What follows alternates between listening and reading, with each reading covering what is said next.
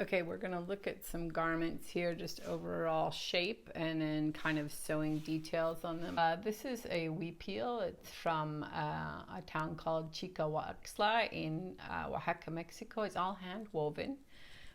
This is kind of, these are like a brocade that's added in the middle as they're stitching, and then there's embroidery that they've added on at the end. But so really it's just one long rectangle folded and then stitched just on this spot right here.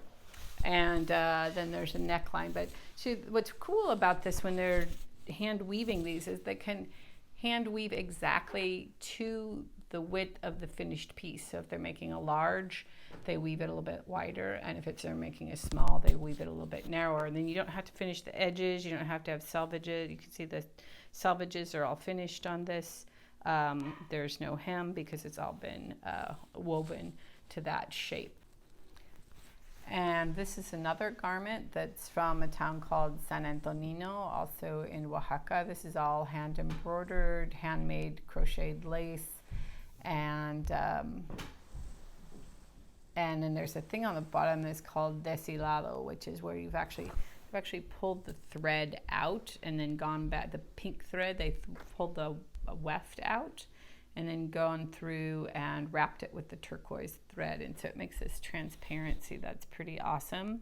So you can see here the original kind of magenta threads, and then the turquoise has all been worked back in by hand. So they also use a really simple shape with this. You can see the garment shape as a whole from here.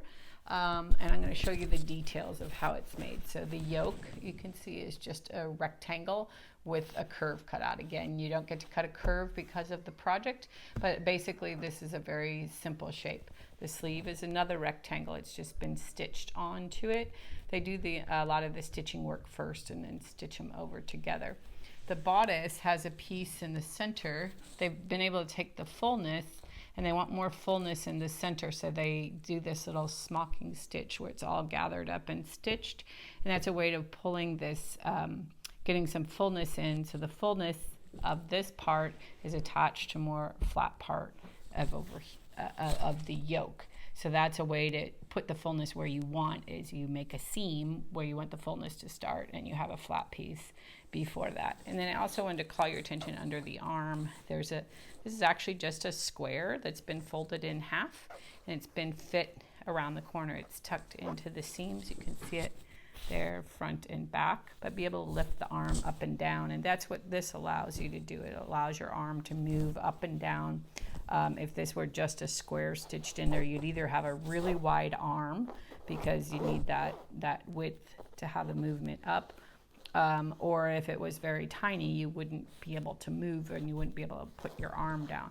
So that extra gusset, this is called, it's kind of like a godet, except it's attached on all four sides, so that's called a gusset, and that allows movement. So you can use just square shapes, and if you stick a gusset under the arm, you can actually have a lot of movement in that. So a lot of like medieval clothes, Renaissance had these this construction is actually really similar to what you would have seen then. So that's how it looks. And then there's this dress that's from the Mije region, also of Oaxaca. And I wanted to show you this because there's a lot of similarities to the one from San Antonino, and yet it's very distinct and it looks quite different, even though structurally it's very similar. Just like the one from San Antonino, we have a flat yoke here. This one has been cross-stitched all over it. The sleeve coming off is just a square, a rectangle that's been put on there, and then underneath, you can it's a little hard to see it on this dark fabric, but there's a gusset also on here from here, but it's a longer, thinner gusset. So that makes it go farther down the body in a little bit more elegant shape as it comes down the sleeve and it goes down. It's more, not quite a square, but it is a rectangle.